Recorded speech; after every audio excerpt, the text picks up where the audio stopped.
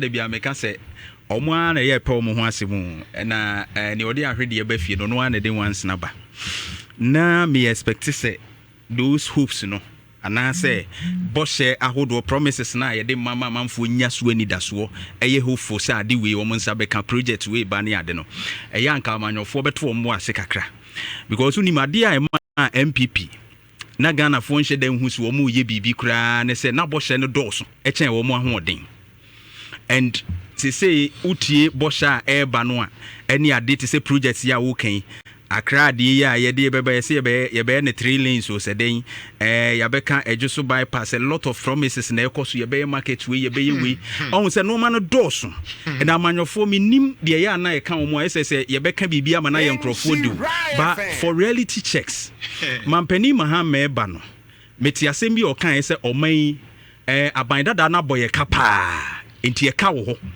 ana no kura ka na ye pre wodum so ho nsem mu no na o ka se sika ni ho na agese Ghana fo ye say tuatua bibi kakra a ene kura de 1 Ghana cedi levy abetu fuel so a ye tua just to stabilize the economy anase ye be ma no ma ejina na enyamakane ho nsem so atumi ejina it means say ye de 1 Ghana cedi abeka fuel ho say ye de beboa dum so enyamakane abetumi ejina ne na so na other things be koso dia na che say oman ye nhye de ni sika saa yensheda nyina ye nanso nti me question ne say to John Dramani Mahama ne say ehin na ye kofa sika na free for the project because who be project ya yes sikasem no nso ka ho feasibility studies ni nyina sikasem financial strength no ejina hin because ya me ate ase 2024 campaign ni mu say Akufo-Addo aboye ka ye de ka bebre nti ka no a ye de na John Dramani Mahama kan say Akufo-Addo aboye ye de ka oba beto ka betua ka no sika ben ye kofa de abeye all these projects edema promises na ye kan as of May 2025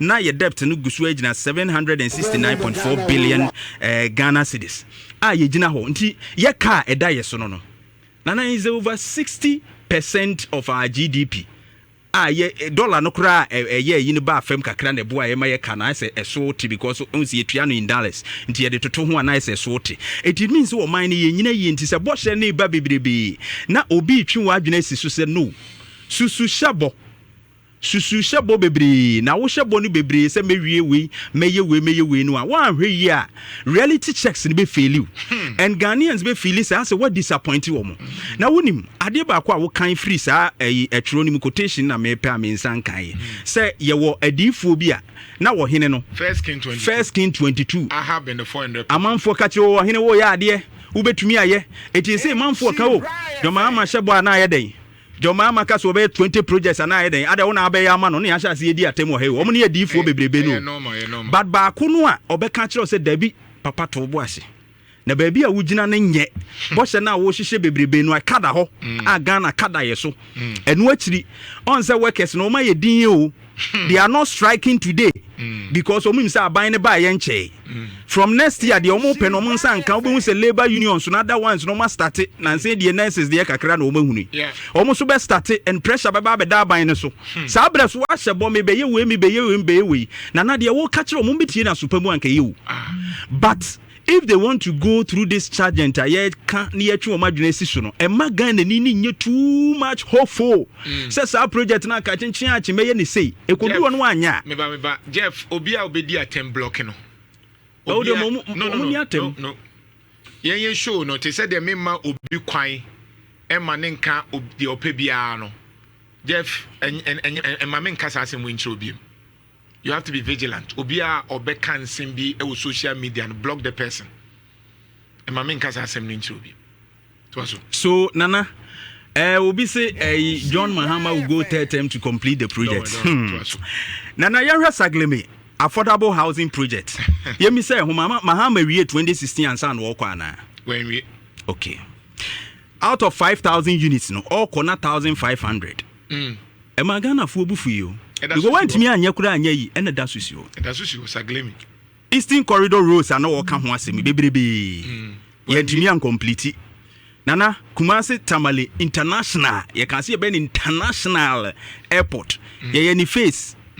Yet me, hard if we Nana Tamale, ye momo kofa one year by me and new international standard and can be for at that time 2016 and Sana Mahama free so. no so ye boshe and people saw so wa mema boshe bebre na nko opeso ye na whole airport e da so si enye hwe ye wie Mahama boshe 2016 when we ansa na woko nana yenhwe baaku commander sugar factory nana na ma ye sikire de bia ansa na woko ana productivity kura na say said you see share boss be ma ye sugar na ye import sugar dodo ne ade no omo be ko 2016 na say commander sugar factory me name India phobi ko at that time no more Kikuyu Kenya no more free Kenya nti no person be sugar ayi wa ha nti na Kufa Dubai in 2017 and na ye agency e be kwa cost sra e ho no India for ni hwe machines na at that time na Ira John Mahama de ayi commando na no say sa machine ntimi nya adwuma 1 month okatem say na if these machines work for 1 month laugh at me India for ne katre me ene omo katem say commander sugar factory dey over $23 million something akoye no sa machines ni nyina anye papa the company at that time kran enye papa o ka kire me ba na ye boshe ya hye ye be complete ya ma sugar ba na ye jai import of sugar ne ade na e-blocks yes ye be ye bebre 200 Mahama be free so na only 46 and they completed boshe no na ye gusu ya ka ho asem health infrastructures ahodo a na ye ka ho asem in fact shy osudoku be kwa nkumawu ye hunu stages na aduru Nana, all these things may kai say nana sika bia ba na yebetumi aye bibia no ma bebre wo hokra no wo share bo a aban foforo no so bai wan to aso ai no so da so gugu ebi ni abobo so yebetumi ahwe na nka no kra no yetimi because ya waste public funds e wo so na yawie ye se be hyehye bobiem a yenim se sika ni ho ye hu se ye ho kire yen a ne kra ye tua 1 Ghana cedi levy on fuel see the best support ma nyamanka na ejina so and this is what I will chimpanimfo adwena esi so because Ghana ni no wo hye de bo a Ghana ni no wo hye de bo a na wo munimu saade amanyofo I don't know so munimu so no ma hye de wo ye de be kai wo eno no mo de kai no mo de aye o mo kokromoti eti ye de ne say we will be watchdogs ye de ne say de wo ye no a ye hu se no hu e bia wanhwe wachi se kwan na echi na ye betenetrem eye good why na mpe at least bypass about one and the ninyu. You were 3 lanes from Accra to Kumasi, one and the ninyu. But Ghana na ye problem pass, you see, your problem pa, you see. How are you managing your resources? A very, very big problem. Ye perceive ye politics, ye say ye yamba a pleasing section of the population or ye pleasing crofobia, say beya, ye benya a pneumonia and ye benya win from somewhere. Just because bad dear a here pa, see a no mind ye won't toy no. Debi eno yen hye enye ne ayi bebre ye wono ma bi a enye mprimprin ade ye ne nkakran ene ye wo bibi so ye mprimprin ade eti when they are promising when they are planning omo hwe sa no ma nyina no mo consider by budget ne say 20 I think 23rd next week I think 24th for say 23rd and eti aka be 6 days or something na obe read the budget no eti projects aya kan nyina no say by 2026 no ekwan ye market ye no se benya dako nye some 3 months 2 months bi asemu sikansu wom ye cost intensive kwan be no be faso ye. These are the questions we are asking. We are not attacking anybody but ye twe wadwene sisu se bo hye no ya na doso amanyofo mu anum but se no de hia ye reality check no ye gina he sika san ne ye wo eka san ne ye de ye betumi aye se be Ghana ni no betumi hold on the hopes e ko ba ye no so am interge ma member voices ni bi nkyerɛ so am interchange edru baby me ankasa me nia panyi wuntumi afi edru baby no na wo hu se ayeden into 2 years ago yentie chema wuntumi on swame interchange when the government cut short or he commenced a project and it delayed, it means that there is a possible cause, and that cause is the reason why the regional executives have conglomerated here to pray for the government and pray for Nana Akufo-Addo, for the Ashanti party and Ashanti region to have a favor for the commencement of interchange become the reality, not cutting short. That is why we are permitting His Excellency, the President of Republic, that still the Ashanti region people are looking upon him. It's not that they are not going to vote. They have already voted for us, as it done in 2004, and as they also voted in 2016 and 2020. So this one, when you do the opportunity cost, the scale of preference, although we have a lot of roles in Ashanti, the Ashanti people want, but when you do the scale of preference, the Swami interchange becomes necessary, that every Ashanti region, everybody or person is looking forward for the road to become the reality. That is why today we have made a press conference and appeal to them. We are 2 years ago. Na yentie Nanado you know. But before then, no yentie mi ankaseminia Abbas Nuruddin. Okay. Oba foforo on the Swami Kumasi interchange. The friend Abbas Nuruddin, Ashanti Regional Communication Officer, NDC. And ne 1st January 2025. Na yaba makachi ya yaba say nemo betwetwe nkomo afa Swami interchange. Swami interchange bia Nanado Danko Akufuado ne Dr. Baumia 2022 omo de asobe ball form so omo beye e de ama Asante man omo de emfie miensa ene bibie. The construction of the Swami interchange is going to be undertaken by MS Grupa Dizima of Spain and Rango Construction Limited, a Ghanaian company.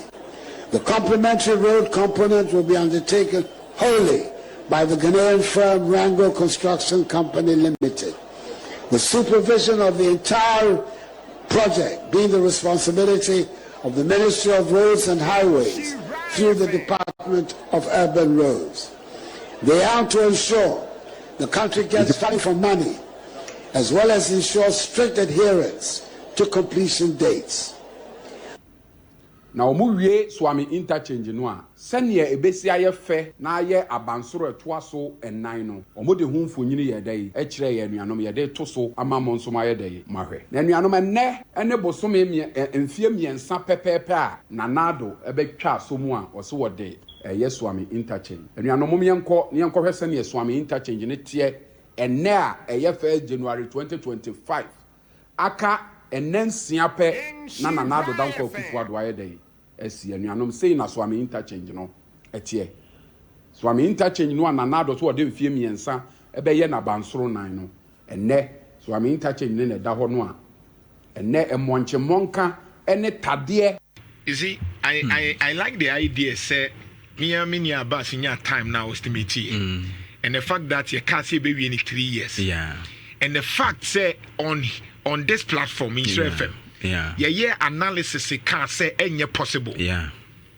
I can't say the Nana Akufo-Addo no for politics. Into own team that within the 3 years. Yeah, can't say no. See the Nana Akufo-Addo be catch. Building the Ghana we want. We can realize this if we all work at it. And I want to hear Nama and Kekans and Papa and Fan Ho was Antimeldu. Baku, when you know, and in about the what's it, every asset, there, or snap, or sexy, but I was on Yami, and someone. And as we did know, wow. Yeah. So some many there no man catch say in chef and for net wom. Yeah. Inti omu pushi na no kan mo amotia because that time na santimem de na in chef. Yeah. And I did be a dugu na Akufo-Addo so. Sure. Into omu kan say ya ye nam yen ka sempa. Emfa na na. And na mini na poka say nsentwofo bi kra ye tuo mu ka. Aye. And ye de no. And no crowd, yes, no medical crowd, the bribe was a matter of crowd. Until umba no mesa team. But any reality check necessary. No problem. And no we say we now no me call Swami. In foot trooper, I spend 1 hour in the traffic from CPC ho. Yeah. Ekosa traffic. Yeah. 1 hour. Now, finally, before saying Nizuba Betchum Komo, who is the mayor, because Nhyira in jurisdiction. Yeah.